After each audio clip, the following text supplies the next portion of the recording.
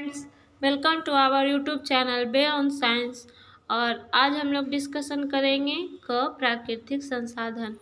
यह जो बुक है क्लास 10th का भूगोल है, ज्योग्राफी का बुक है, जो कि सरकारी किताब है। तो चलिए फ्रेंड्स, हम लोग अपना वीडियो शुरू करते हैं। इसमें पहला टॉपिक दिया हुआ है भूमि संसाधन। तो भूमि संसाधन के बारे में हम लोग पढ़ते हैं। पूर्व अध्याय के अध्ययन से आप संसाधन की संकल्पना से अवगत हो चुके हैं। मतलब कि संसाधन के बारे में आप समझ चुके हैं कि संसाधन क्या है, कितने प्रकार का होता है। यहाँ यह भी स्पष्ट किया जा चुका है कि किसी भी देश के समृद्ध उपलब्ध संसाधनों के उचित उपयोग पर निर्भर है। संसाधन की संकल्पना मानवीय आवश्यकताओं को तृप्त करने वाले संसाधन एवं संतुष्ट करने वाले सेवाओं में यकीन रखता है। इसमें तकनीकी ज्ञान एवं संस्थाओं का सहयोग अपरिहार्य है। हम भूमि पर निवास करते हैं, मतलब कि हम भूमि यानी कि जमीन पर रहते हैं। हमारा आर्थिक क्रियाकलाप भी इसी पर संपादित होता है। यानी कि जो हम लोग कुछ भी आर्थिक रूप से कमाते हैं, जो भी हम लोग धन कमाते हैं, इसी पर ज़मीन पर ही हम लोग का काम होता है। हम विभिन्न रूपों में इसका उपयोग करते हैं और भूमि का हम लोग बहुत से विभिन्न रूपों में उपयोग करते हैं। अतः यह अत्यंत महत्वपूर्ण संसाधन है। भूमि जो है हम लोग के लिए अत्यंत महत्वपूर्ण संसाधन है। यह प्रकृति प्रदत्त होने के कारण एक प्राकृतिक संसाधन है। क्योंकि भूमि हमें प्राकृतिक से मिली है, इसीलिए यह प्राकृतिक संसाधन है। भूमि पे हम लोग क्या क्या करते हैं?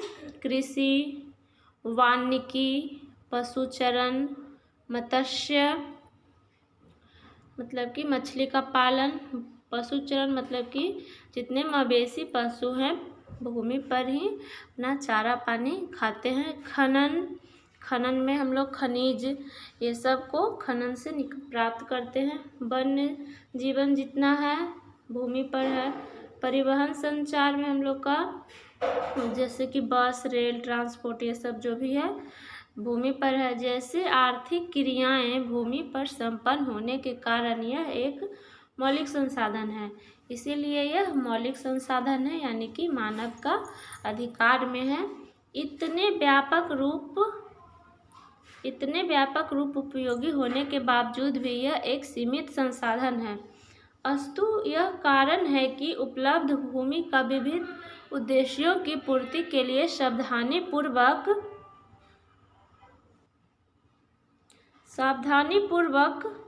एवं नियोजित रूप से उपयोग किया जाए। भूमि संसाधन के कई भौतिक स्वरूप हैं, जैसे पर्वत।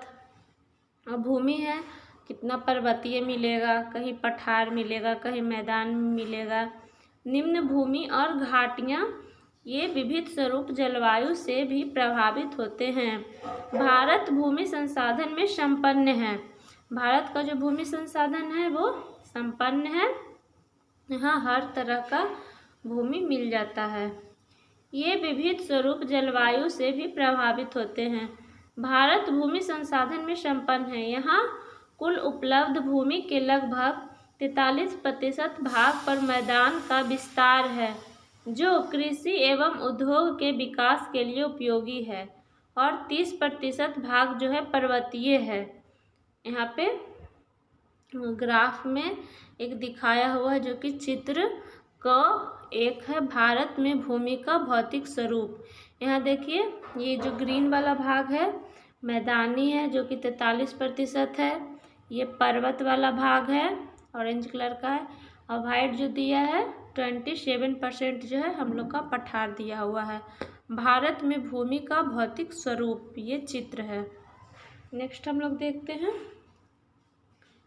यहाँ जो बारहमासी नदियों के प्रभाव को सुनिश्चित करते हुए पर्यटन विकास के लिए अनुकूल परिस्थितियां मुहैया कराती है। यह पारिस्थितिकी संतुलन के लिए भी महत्वपूर्ण है। देश का 27% भूभाग पठार के रूप में विस्तृत है, जहां खनिज जीवाश्म ईंधन एवं वन संपदा के कोष संचित हैं। अब मृदा निर्माण हम लोग पढ़ेंगे। मृदा का निर्माण कैसे होता है, देखिए मृदा निर्माण का पारितंत्र एक महत्वपूर्ण घटक है। असंगठित पदार्थों से निर्मित पृथ्वी की सबसे ऊपरी पतली परत मृदा कहलाती है। मिट्टी या मृदा सर्वाधिक महत्वपूर्ण नवीकरणीय प्राकृतिक संसाधन है। यह न केवल पौधों के विकास का माध्यम है, बल्कि पृथ्वी पर विविध जीव समुदायों का भी पोषण करती है। मृदा में निहित उर्वरता मानव के आर्थिक क्रियाकलाप को प्रभावित करता है और देश की नियति भी निर्धारित करता है। इसके नष्ट होने के साथ संपत्ति एवं संस्कृति दोनों ध्वस्त हो जाते हैं।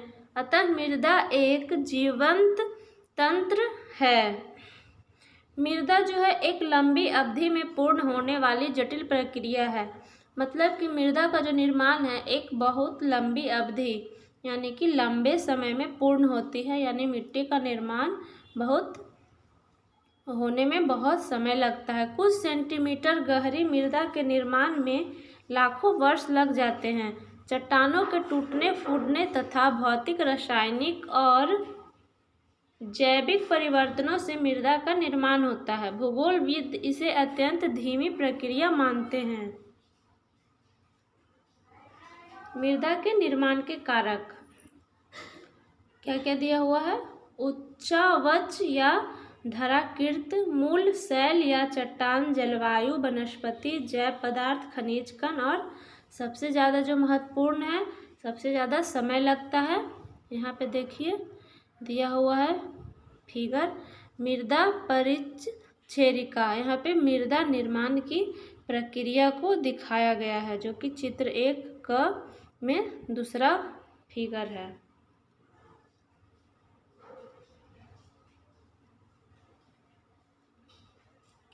तापमान परिवर्तन, प्रवाहित जल की क्रिया, पवन, हिमनद और अपघटन की अन्य क्रियाएं भी ऐसे तत्व हैं जो मृदा निर्माण में सहयोग करती है।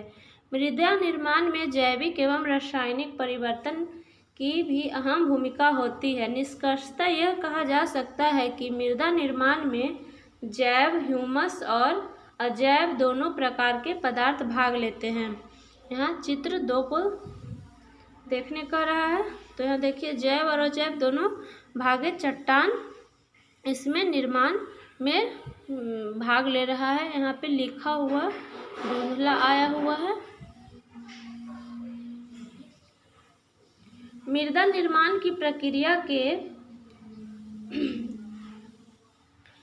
निर्धारक तत्व उनके रंग, मतलब जो नीचे लिखा हुआ है बांट कर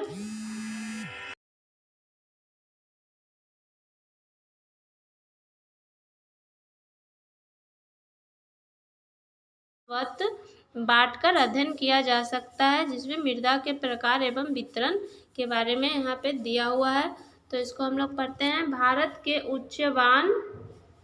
उच्चावच भू आकृति, जलवायु एवं वनस्पतियों में पर्याप्त विविधता पाई जाती है, जिसकी वजह से यहाँ 6 प्रमुख प्रकार की मृदाएं विकसित हुई है। ये भूमि संसाधन की गुणवत्ता के आधार पर इनका वर्णन क्रमशः किया जा रहा है। पहला है जलोढ़ मृदा। यह मृदा भारत में विस्तृत रूप से फैली हुई सर्वाधिक महत्वपूर्ण मृदा है। उत्तर भारत का मैदान पूर्णतः जलोढ़ निर्मित है, जो हिमालय के 3 महत्वपूर्ण नदी प्रणालियों सिंधु, गंगा और ब्रह्मपुत्र द्वारा लाए गए जलोढ़ के निपेच से बना है। राजस्थान एवं गुजरात में भी एक संकरी पट्टी के रूप में इस मृदा का प्रसार है।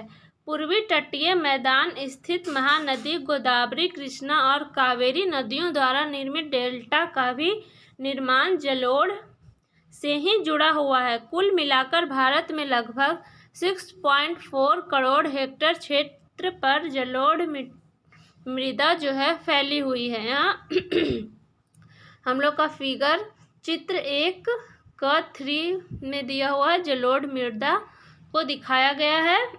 चलिए आगे पढ़ते हैं। जलोढ़ मिट्टी का गहन बालू, सिल्ट एवं मृत्तिका के विभिन्न अनुपात में होता है। इसका रंग धुंधला से लेकर लालिमा लिए भूरे रंग का होता है। इस मृदा के कण नदी में मुहाने से घाटी में ऊपर और क्रमशः बड़े हो जाते हैं। ऐसे मृदाएं पर्वत पर्वतीय क्षेत्र में बने मैदानों से जैसे द्वार, चौर एवं तराई में आमतौर पर मिलती है। इनके कणों पर घटकों के अलावा मृदा की पहचान इनकी आयु से भी होती है। आयु के आधार पर जलोढ़ मृदा के दो प्रकार होते हैं, पुराना एवं नवीन जलोढ़। पुराने जलोढ़ में कंकड़ एवं बजरी की मात्रा अधिक होती है। इसे बंगार कहा जाता है। बंगार की तुलना में नवीन जलोढ़ में महीन कण पाए जाते हैं। खदार कहलाता है। खदार में वायु एवं मृत्तिका का मिश्रण होता है। ये काफ़ी उपजाऊ होती है। यह मिट्टी जो है काफ़ी उपजाऊ मानी जाती है। जलोढ़ मृदा में क्या पाया जाता है? पोटास, फास्फोरस और चूना जैसे तत्वों की प्रधानता होती है, जबकि इनमें नाइट्रोजन एवं जैव पदार्थों की कमी रहती है। यह मिट्टी गन्ना, चावल, गेहूं, मक्का, दलहनी जैसे फसलों के लिए उपयुक्त मानी जाती है। अधिक उपजाऊ होने के कारण इस मिट्टी पर गहन कृषि की जाती है। परिणामतः यहाँ जनसंख्या घनत्व भी ऊंचा है। अब दिया है, क्या आप जानते हैं उत्तर बिहार में बालू प्रधान जलोढ़ को दियारा भूमि कहते हैं। यहाँ मक्का की कृषि के लिए विश्व प्रसिद्ध है।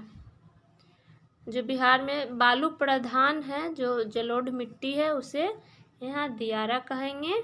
दियारा नाम से जाना जाता है। यहाँ मक्का कृषि के लिए जो है विश्व प्रसिद्ध है, मतलब मक्का की खेती यहाँ अच्छी होती है। आगे देखते हैं। दूसरा हम लोग का है काली मिट्टी। इस मिट्टी का रंग जो है काला होता है, जो इसमें उपस्थित एल्युमिनियम एवं लौह यौगिक के कारण यह कपास की खेती के लिए सर्वाधिक उपयुक्त मानी जाती है। काली मिट्टी जो कपास के लिए सर्वाधिक उपयुक्त मानी जाएगी, जिस कारण से इसमें काली कपासी मृदा के नाम से भी जाना जाता है। भारत में यह मृदा लगभग 6.4 करोड़ हेक्टेयर भूमि पर फैली हुई है, जो खास तौर पर दक्कन के लावा प्रदेश, देखिए काली मिट्टी का फिगर दिया हुआ है, चित्र है क.4 काली मृदा। लावा प्रदेश कहाँ है?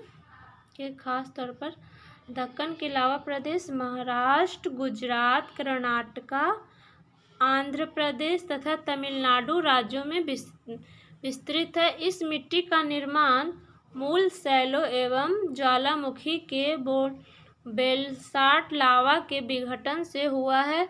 इस मृदा का स्थानीय नाम जो है रेगुल है। इस मिट्टी की सबसे बड़ी विशेषता है कि इनमें नमी धारण करने की क्षमता अत्यधिक होती है।